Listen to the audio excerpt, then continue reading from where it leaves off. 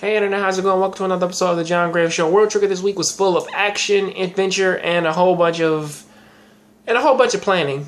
I ain't even gonna bullshit you. This episode was just like 2 episodes ago, where the entire episode was all about planning and setting everything up for the brand new battle to go up against their brand new rivals and shit. And how things are going in this episode is that it's a thing in which that they're doing that thing again to where that they're looking down upon Osamu because he doesn't have like any straightforward abilities aside from just planning, to the point where even one of the teams actually believes that Kuga is the leader of the group, and that the only real feats in which that the other two bring are just so that he has a team so that he can actually be in the rank wars.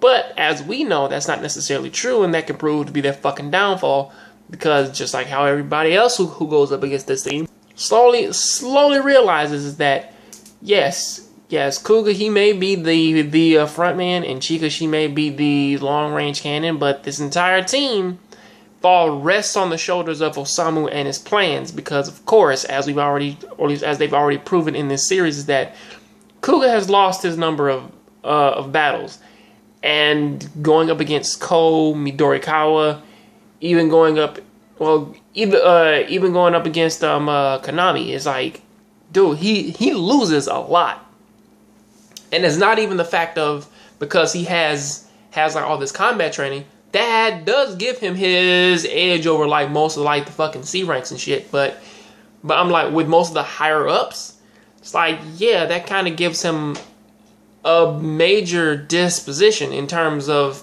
like, if they can think of a good plan. These same people, like, they beat other trigger users who had way better triggers than what they have right now, and that's through planning and teamwork. And as proven, is like that they can do that. And just because Kuga's smart, that's not necessarily a thing. And a lot of people constantly keep on accusing that of their team, of saying if Kuga goes down, your team pretty much crumbles.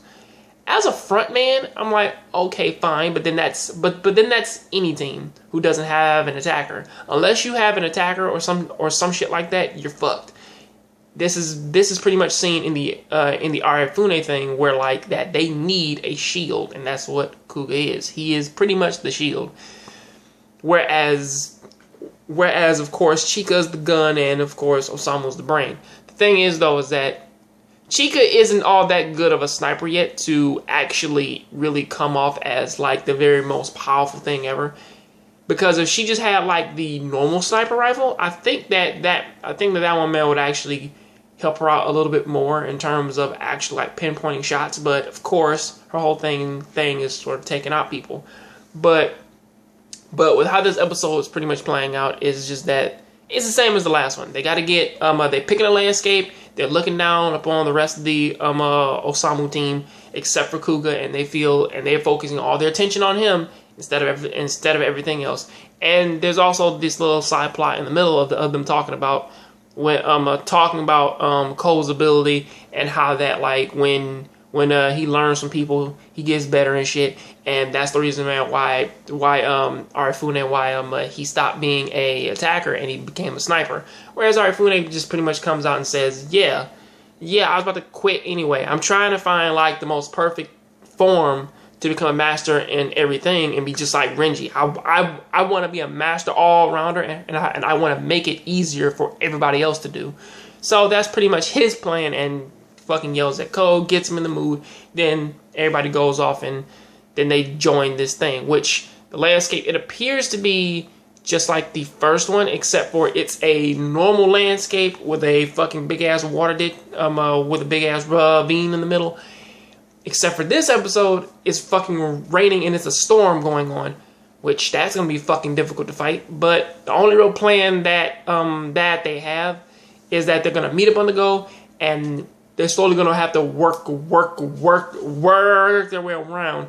Maybe because since that they're the prey and shit, it seems as though that their whole thing now is to pretty much sort of gather up or at least I'm just speculating here, gather up and then systematically work their way through their enemies, watching each other, because they are the ones to be watched this battle. So that is what I got to say about that. Please tell me what you think about this down in the comment section. Catch you guys on the next John Graves show. Please keep watching anime, keep playing video games. I'm out.